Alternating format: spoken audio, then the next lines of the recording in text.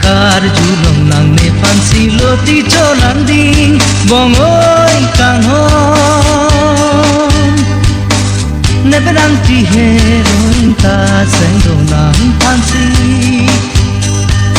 bong mui ne non pu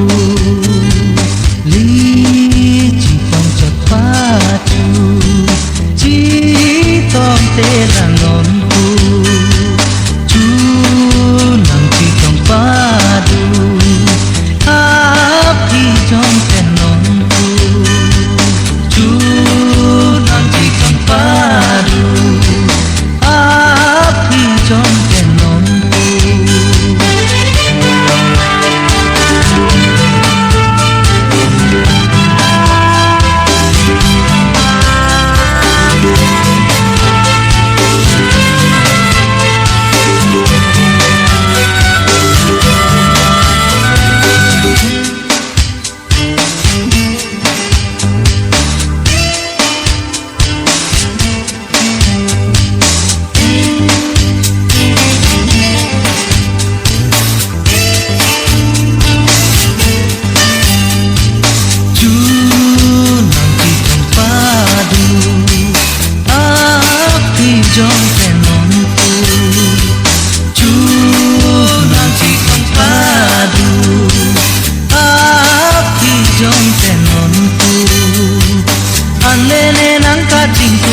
Apo chilong le angkung nan chilo thek te bong ne hanang tu marum bong oi kang ho